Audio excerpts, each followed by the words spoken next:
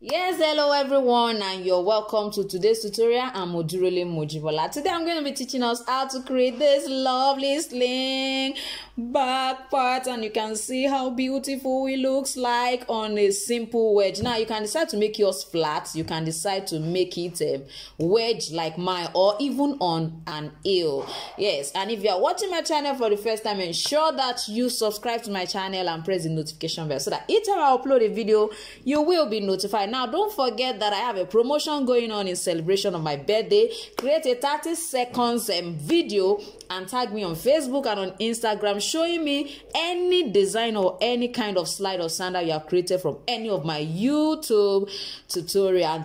Tell us your favorite video from all of the videos that I have on my channel. Now sit back and I'm gonna be right back.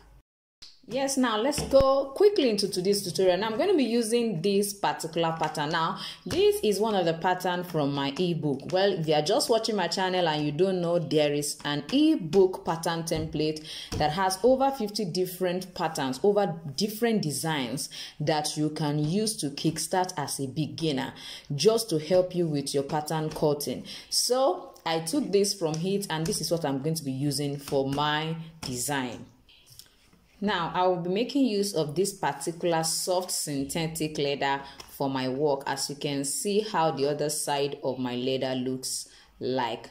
Now, it's actually a synthetic leather, it's not a genuine leather. So that you will not see this kind of leather and think it's genuine because of the way the wrong side looks like. Now, what you need to do is just place your pattern on your leather this way, trace and cut out. When you cut the first one this way, when you want to cut the second leg, ensure you position it this way. Now, how do you know which side is the right and which side is the left? Now, this particular one that has a long strap is meant to carry the buckle, while this is supposed to be inside the buckle. So if for this particular pattern, now for this one, this side that I'm holding now, I'm going to call it the right leg, because this is where my strap is and my buckle will be going this way and be entering my strap. Don't forget that is the outer part of the ankle that our buckle is going to be staying. So as you can see, so from this design now, you find out that this longer one is the one that we're carrying the buckle, except you want to change yours and fix your buckle here. Probably you want your buckle to be on this side, you want your strap to go inward. You can decide to use this side as the side the strap will be entering into. I hope you get me. It's either you fix your buckle right here and then your strap goes into it, or you fix your buckle into this one, then your strap will enter into the buckle. So it all depends on you, but basically the pattern, this one will be the right and this will be your left. Don't forget that when you place it on your leather, when you place it this way on your leather and cut out, it's going to give you the left leg, especially when you always place on the wrong side like I do. Many times I place on the wrong side. Some people place their pattern on the right side of their leather, but most times I place mine on the wrong side. As you can see, that's the way I placed it. So by the time I turn it now, it becomes the left leg. So don't forget, I decide to add a little to the side. Now the pattern inside the ebook templates can be adjusted. It can all be adjusted. For me, I'm going to be using size 39, but you definitely need adjustments if you are using a bigger size. Even this particular one, I'm going to be adjusting this strap. It's quite long for a size 39, but if you're wearing 41, 40, it will perfectly be okay. Now let's quickly go into fixing our buckle, lining our hopper, as well as stitching it. Now what I'm going to be doing now is I want to fix the buckle because I want to stitch it up. I don't want it to be showing. So I'm going to measure 1 inch from the edge, 1 inch, and I'm going to punch at that particular point. Now I'm going through this process because I intend to stitch mine. If you are not stitching your own, all you need to do is just go ahead and line everything. So when you finish lining, then you can punch this side then introduce your buckle this way.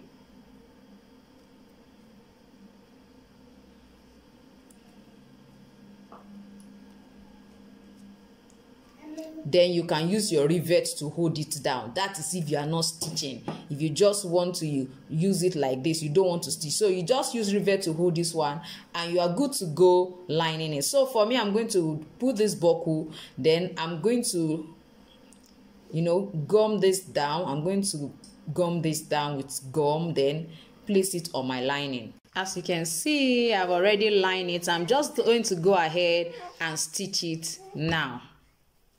Wow, now you can see what my final upper looks like, and then with my beautiful bow accessory. Now if you don't know how I created this, I've already taught us in my previous tutorial, so you can check it, the link out in the description, and I will try to put it in the comment section as well as for easy assessment. Now I'm going to go right now into lasting it. Now I have already created my insole.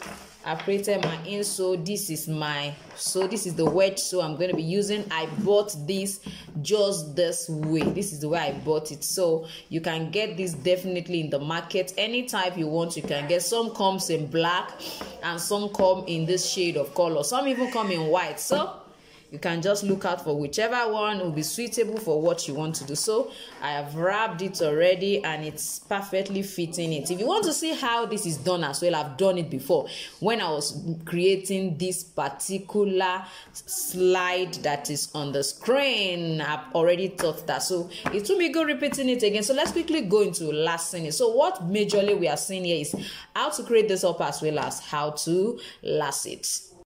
Now, the first thing I want you to pay attention to when you want to last this kind of a sandal, you can see that the upper, this side looks very coffee. Now, the simplest way I can actually explain how you can place your fingers, for those who are very familiar, you know, I try to use my fingers. Now, I'm going to suggest that you use this side of your finger and this side.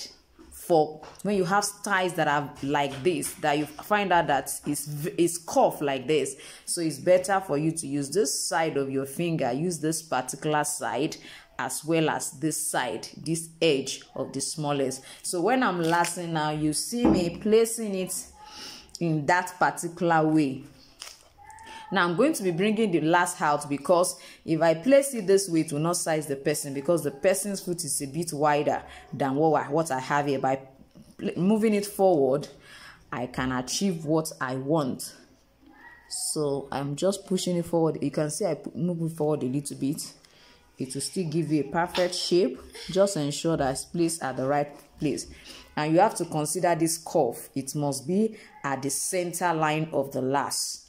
So let's quickly go ahead and last. So the first thing we are going to be trying to position is this part, the front part.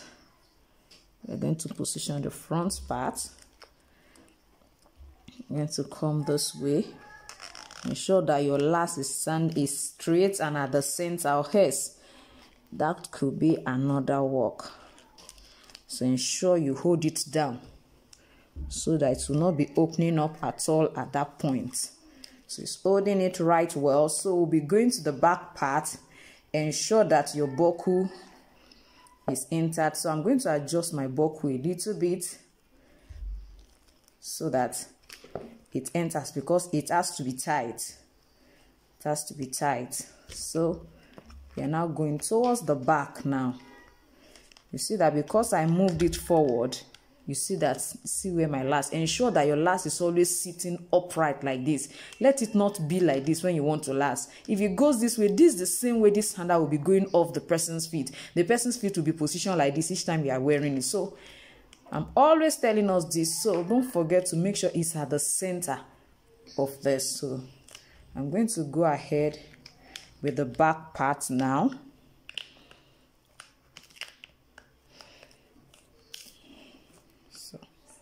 I'm going to go ahead with this part.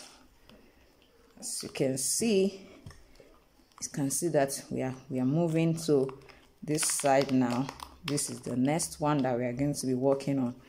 I'm going to be working on all of this, so we have to do this gently. Now if you have a pincer, you can use it to pull it gently. If you don't have a pincer, you can decide to use your hand. So as you can see, I'm trying to use my hand to position it very well for us to see. Ensure that the leather you are using is not too hard. Make sure it's not too hard.